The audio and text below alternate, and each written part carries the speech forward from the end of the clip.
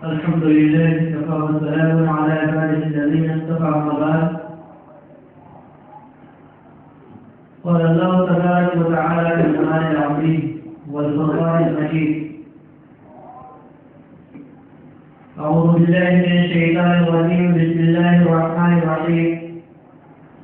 قل هو الله أحد الله الصمد لم يلد ولم يولد ولم يكن له كفوا أحد.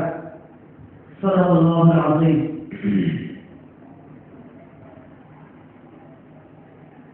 ابھی میں نے آپ کے سامنے سورہ اخلاص کی تلاوت کی ہے، جس میں اللہ تبارک و تعالیٰ اپنی وحدانیت کو بیان کرتا ہے کہ اے محمد صلی اللہ علیہ وسلم، آپ ساری دنیا کو بتا دیجیے کہ اللہ تبارک و تعالیٰ ایک ہے، اس کے سوا کوئی معبود نہیں، اس کے علاوہ کوئی عبادت کے لائق نہیں۔ اللہ الصمد، وہ بے نیاز ہے، اس کو کسی چیز کی ضرورت نہیں ہے، وہ تنہا ہے، اکیلا ہے۔ اس نے تمام لوگوں کو پیدا کیا، آسمان بنائے، زمین کو پیدا کیا، آسمان کے اندر چاند، سورج، ستارے لگائے اور کئی آسمان اللہ تبارک و تعالیٰ نے بنائے۔ ان سب کا خالق اللہ تبارک و تعالیٰ ہے۔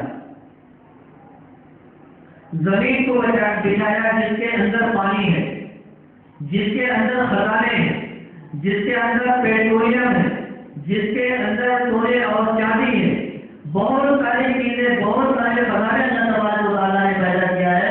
یہ انسان کے بس کی بات نہیں ہے، بلکہ ان کا بنانے والا، اس کا پیدا کرنے والا کوئی خالق ہے، کوئی کریٹر ہے جس نے تمام چیزوں کو بنایا ہے، اور تمام کی تمام چیزیں اللہ تبارک و تعالیٰ کے حکم سے چلتی ہیں۔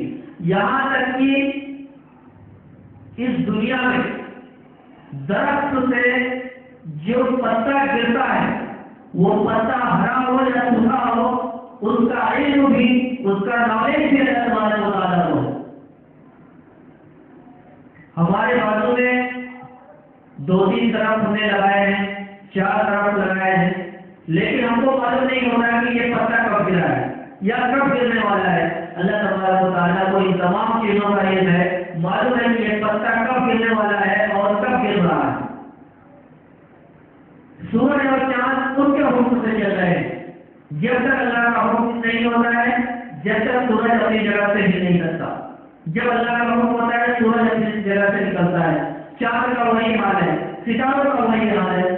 تو کوئی اس کا خالق ہے جو بنانے والا ہے، جو پیدا کرنے والا ہے، اور جو اس نظام کو چلا رہا ہے۔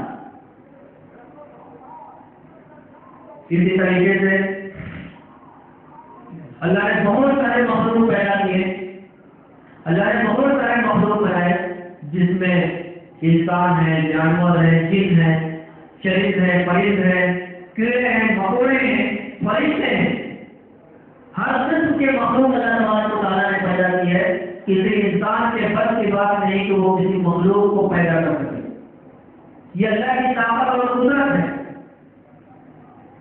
اس لیے اللہ تبارک و تعالیٰ بے نیاز ہے، اس کو کسی چیز کی ضرورت نہیں ہے۔ لم یلد ولم یولد، نہ اس کو کوئی پیدا کرنے والا ہے اور نہ وہ کسی سے پیدا ہوا ہے۔ وہ خود ہے اور ہمیشہ رہے گا۔ جیسے انسان کو اونگ اور نیند آتی ہے، وَلَا سِنَةٌ وَلَا نَوْمٌ، نہ اللہ کو نیند آتی ہے اور نہ اونگ آتی ہے۔ ایسا پاورفل اور طاقتور اللہ ہے کہ پوری دنیا مل کر ایک ساتھ اللہ تبارک و تعالیٰ کو پکارے تو اللہ تبارک و تعالیٰ سب کی سنتا ہے اور سب کی دعاؤں کو قبول کرتا ہے۔ انسان 2 آدمی بولتے ہیں ایک ساتھ تو ہمیں ان کی باتیں سمجھ میں نہیں آتی ہے، 3 آدمی بولتے ہیں، 4 آدمی بولتے ہیں تو ان کی سمجھ میں نہیں آتی ہے۔ اللہ تبارک و تعالیٰ نے اتنی ہی طاقت ہوتی ہے، لیکن اللہ تبارک و تعالیٰ وہ خالق کائنات ہے، وہ رب ذوالجلال ہے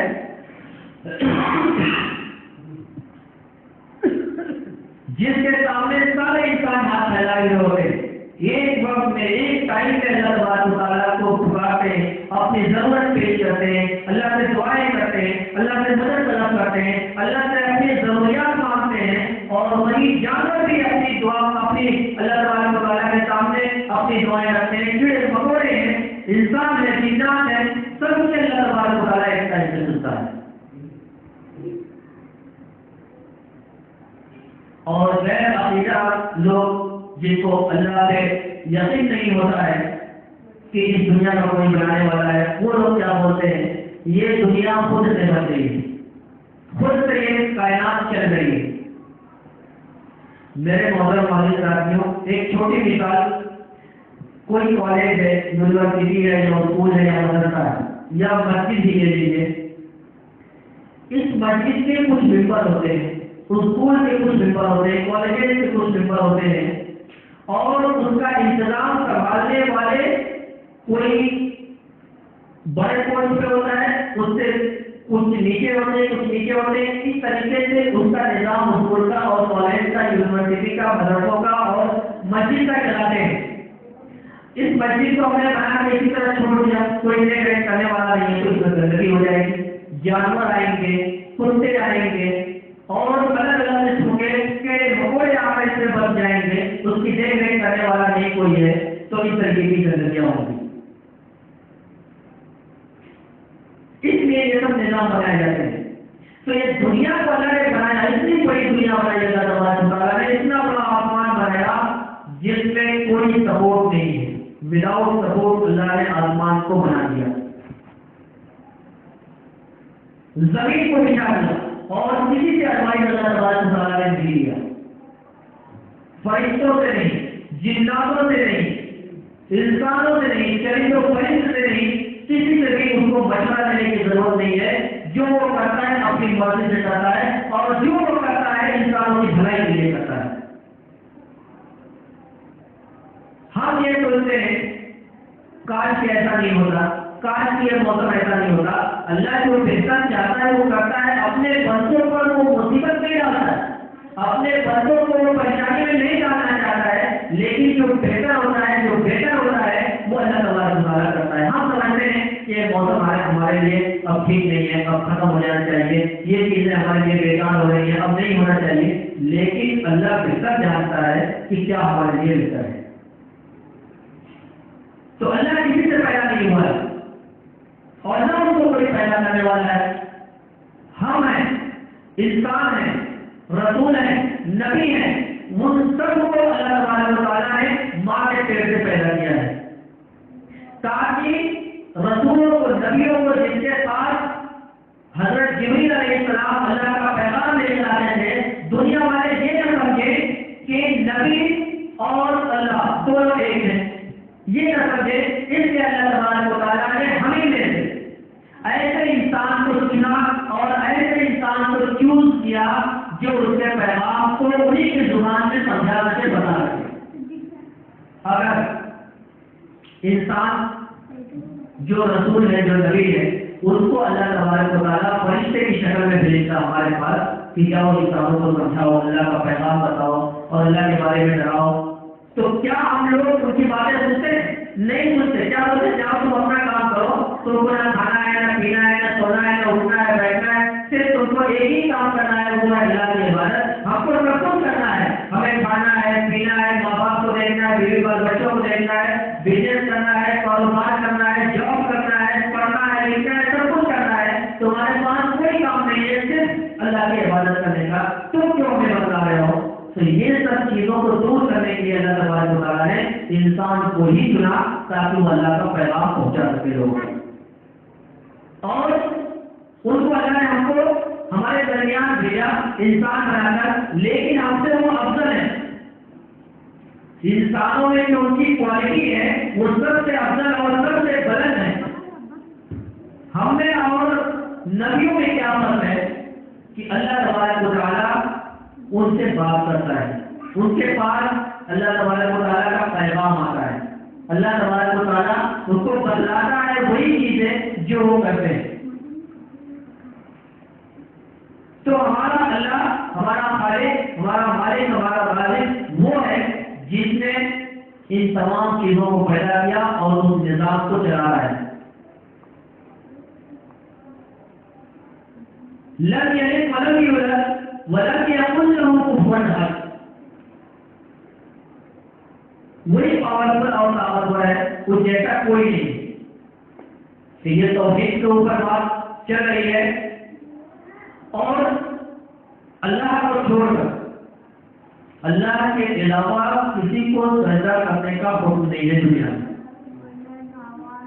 سجدہ کرنا ہے اللہ کے سامنے کرنا ہے، رکوع کرنا ہے اللہ کے سامنے رکوع کرنا ہے، جھکنا ہے اللہ کے سامنے جھکنا ہے، مانگنا ہے اللہ سے ہی مانگنا ہے، رونا ہے اللہ کے سامنے رونا ہے، گڑگڑانا ہے اللہ کے سامنے گڑگڑانا ہے۔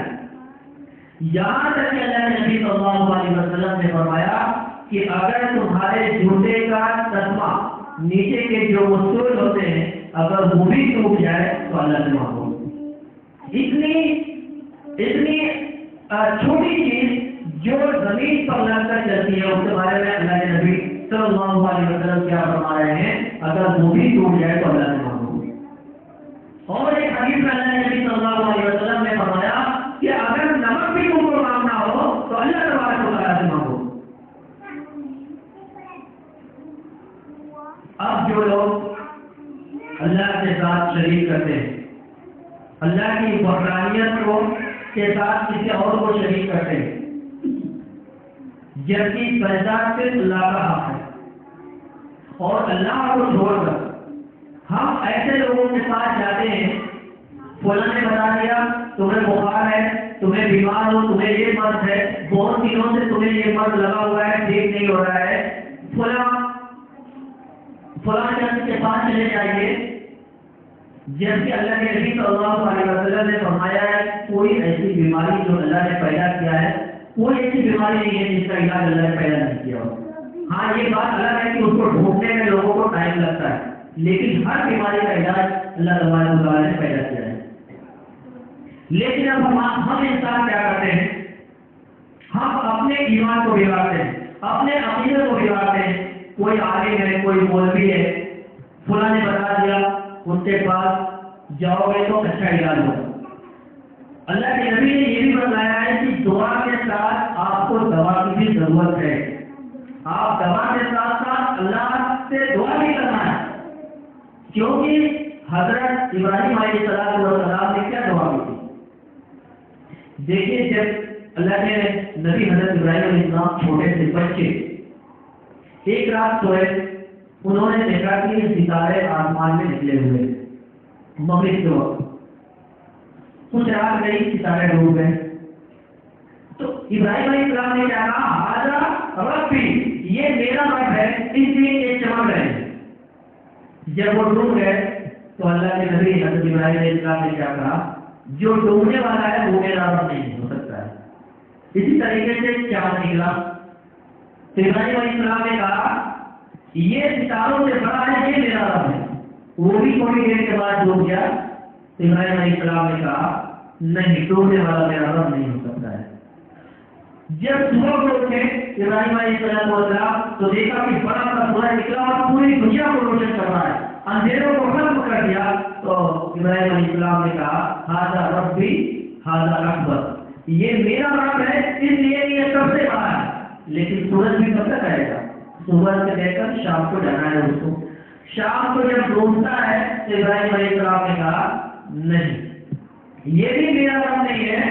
ابراہیم علیہ السلام نے کیا کہا، میرا رب وہ ہے جو کبھی ڈوبتا نہیں ہے، ہمیشہ زندہ ہے، ہمیشہ باقی رہے گا، اور کبھی بھی وہ غائب ہونے والا نہیں۔ یہ ابھی چھوٹے سے ہیں ابراہیم علیہ السلام، اور ابراہیم علیہ السلام ایسے گھرانے میں پیدا ہوئے ہیں جن کا باپ پتھروں کی مورتیاں بناتا تھا، ان کے باپ کا نام آزر تھا، اور انہیں کے سامنے وہ ان کے باپ جھوٹے تھے، سجدہ کرتے تھے، مانگتے تھے، روتے تھے، اور انہیں کو اپنا خدا تسلیم کرتے تھے۔ ابراہیم علیہ السلام نے اس پر آبجیکشن بھی کیا، ان کے باپ نے کہا تم ابھی پیدا ہوئے، تمہیں کتنے دن ہوئے، تم ہمیں سمجھا رہے ہو۔ ابراہیم علیہ السلام نے بہت لمبا چوڑا واقعہ ہے. بہرحال ابراہیم علیہ السلام نے اپنے ابو کے گھر کو چھوڑ دیا صرف اس توحید کے خاطر کہ اللہ ایک ہے جس نے تم کو پیدا کیا، ہم کو پیدا کیا، پوری دنیا کو پیدا کیا. یہ بات ابراہیم علیہ السلام نے ان کو سمجھایا لیکن وہ سمجھے نہیں. تو آخر میں ابراہیم علیہ السلام نے کیا کہا، ابو جان السلام علیکم ورحمۃ اللہ وبرکاتہ. اس سلام کا مطلب کیا ہے؟ ابراہیم علیہ السلام نے اپنے ابو کے گھر کو چھوڑ دیا اور دوسرے ملک جا رہے ہیں صرف اللہ کی خاطر پیغام پہنچانے کے لیے کہ اللہ ایک ہے، واحد ہے، اس جیسا کوئی ہے نہیں. لیکن ان کے باپ نہیں مانے. بادشاہ کو معلوم ہوا، اس کے دربار میں بلایا گیا، ابراہیم علیہ السلام کو پیش کیا گیا. بادشاہ نے پوچھا ابراہیم سنا ہے تم بولتے ہو کہ تمہارا ایک خدا ہے؟ تو بولا ہاں میرا خدا ہے. تو بادشاہ کیا بولتا ہے؟ میں بھی خدا ہوں. ابراہیم علیہ السلام نے پوچھا وہ کیسے؟ تو بولا سارے لوگ میرے دربار میں آتے ہیں اور سب لوگ جھکتے ہیں اور جو میں کہتا ہوں وہ کرتے ہیں. ابراہیم علیہ السلام نے کہا میرا رب وہ ہے، میرا رب وہ ہے جو زندہ کو مردہ کرتا ہے اور مرے ہوئے کو زندہ کرتا ہے. بادشاہ کیا جواب دیتا ہے؟ یہ تو میں بھی کرتا ہوں، میں بھی مارتا ہوں اور زندہ کرتا ہوں. بادشاہ نے دو آدمی کو بلایا اور ایک کو جان سے مار دیا، ایک کو بلا جاؤ. ابراہیم علیہ السلام کو سنائے یہ کون سا خدا ہے؟ ابراہیم علیہ السلام نے کہا میرا رب وہ ہے جو مرے ہوئے کو زندہ کرتا ہے اور زندہ کو مردہ کرتا ہے. ابراہیم علیہ السلام نے بھی سوال ہو گیا، کہا ٹھیک ہے. سورج اللہ تبارک و تعالیٰ جس سمت سے نکالتا ہے تو اس کو اپوزٹ سمت سے نکال کر دکھاؤ، میں بھی تمہیں تسلیم کر دوں گا. لیکن قرآن نے کہا پبوئی نہیں کفر، حق کا پکا رہ گیا، منہ کھلا رہ گیا اور اس کے پاس کوئی جواب نہیں بنا. اب کیونکہ وہ بادشاہ کا ہو رہا ہے کہ میرے سامنے تم بلند آواز سے بول رہے ہو، زبان لڑا رہے ہو. بہرحال ابراہیم علیہ السلام کو کے لیے آگ جلایا گیا، آگ میں ڈال دیا گیا. لیکن ابراہیم علیہ السلام اس توحید سے پھر نہیں، آخر تک بھی اپنی جان کی فکر نہیں کی. یہ فکر کی کہ اللہ تبارک و تعالیٰ واحد ہے، قہار ہے، اکیلا ہے، تنہا ہے، اس کو موت آنے والی نہیں ہے، وہ ہمیشہ زندہ ہے اور زندہ رہنے والا ہے. اس کو اونگ بھی نہیں آتی ہے، نیند بھی نہیں آتی ہے، یہاں تک کہ جھپکی بھی نہیں آتی ہو. یہ دلیل پیش کیا ابراہیم علیہ السلام کو. اور آدم علیہ السلام سے لے کر حضور تک لاکھوں کی تعداد میں نبی آئے، سب نے اللہ کے ایک ہونے کی گواہی پیش کی. ایک دنیاوی مثال دیکھیں جو لوگ کسان ہوتے ہیں، جب ہم اپنے زمین میں کوئی بیج ڈالتے ہیں یا کوئی درخت یا جھاڑ لگاتے ہیں، جب اس کا بیج ڈالتے ہیں، جب وہ نکلتا ہے تو آپ غور کیجیے کہ پہلے ایک ہوکر نکلتا ہے، ایک دم تنہا. گیہوں ڈال دیا، وہ جب اس کا جب وہ نکلتا ہے تو بالکل اکیلا ہوتا ہے. اسی طریقے سے دھان سے جب بیج ڈالتے ہیں وہ بھی تنا ہوتا ہے، یا کوئی درخت کا بیج ڈالتے ہیں وہ بھی تنا ہوتا ہے. بعد میں جا کر اس کے برانچے پھیلتے ہیں. کیوں؟ وہ پہلے اس بات کی گواہی دیتے ہیں کہ اللہ ایک ہے، پھر ان کی شاخیں پھیلتی ہیں، ان کے برانچے پھیلتے ہیں کہ اس طریقے سے اللہ کے برانچے نہیں، شاخیں ایمان کے 70 سے زائد شعبے ہیں. الایمان بدع و سبعون شعبہ فافضلها قول لا الہ الا اللہ. تو ایمان کے بہت سارے شعبے ہیں، توحید ہے، نماز ہے، روزہ ہے، حج ہے، زکات ہے. پھر ان کے اندر بھی بہت سارے برانچے اللہ نے بنائے ہیں. ماں کے حقوق ہیں، بھائیوں کے حقوق ہیں، پڑوسیوں کے حقوق ہیں، بہت ساری چیزیں اللہ تبارک و تعالیٰ نے بیان کی. پھر وہ قابل مطلق جس کی یہ گواہی دیتے ہیں، جن چیزوں کو ہم کھاتے ہیں، جن کو ہم زمین میں ڈالتے ہیں، زمین کو کھاتے ہوئے اللہ کے حکم سے وہ باہر کو آتے ہیں، اللہ کی گواہی دیتے ہیں، پھر پھیل جاتے ہیں. ہم انسان جن کو اللہ تبارک و تعالیٰ نے عقل دیا ہے، عقل سے نوازا ہے، بڑی دولت اللہ نے ہم کو دی. بڑے بڑے جانور ہیں، اللہ نے ہم کو عقل نہیں دی. چھوٹے جانور ہیں، ان کو بھی اللہ نے عقل نہیں دی.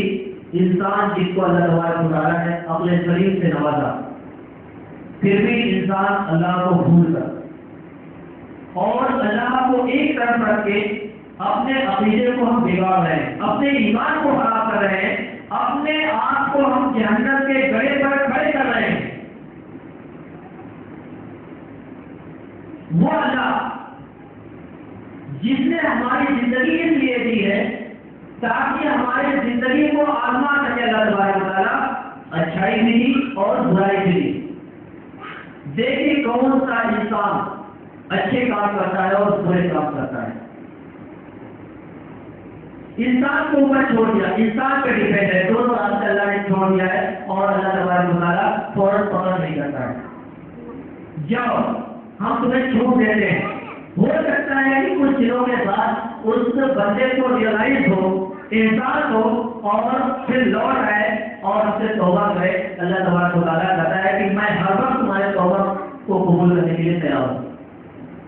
ہر وقت جب چاہو، جب اللہ کے دربار میں گھر میں ہو گھر میں توبہ کر لو، مارکیٹ میں ہو مارکیٹ میں توبہ کر لو، اپنی دکان میں ہو وہاں توبہ کر لو، مسجد میں ہو وہاں توبہ کر لو، آپ کو آسمان پہ ہو جو پلین ہوتی ہے، آپ آسمان میں ہو تو وہاں توبہ کرنا ہے وہاں کر لو، دریاؤں میں سفر کرنا ہے وہاں توبہ کرنا ہے وہاں توبہ کر لو۔ اللہ تبارک و تعالیٰ ہر وقت تمہارے توبہ کو قبول کرنے کے لیے تیار ہے۔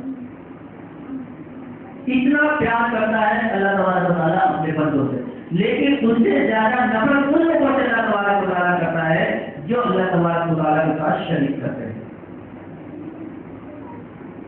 جیسے ہمارے غیر مسلم وہ پتھروں کے سامنے جھکتے ہیں، کھانا رکھتے ہیں، چڑھاوا چڑھاتے ہیں، ان سے مانگتے ہیں، ان کے سامنے روتے ہیں، سجدہ کرتے ہیں، رکوع کرتے ہیں، کپڑے چڑھاتے ہیں۔ یہ اللہ کے ساتھ شریک ہو گیا۔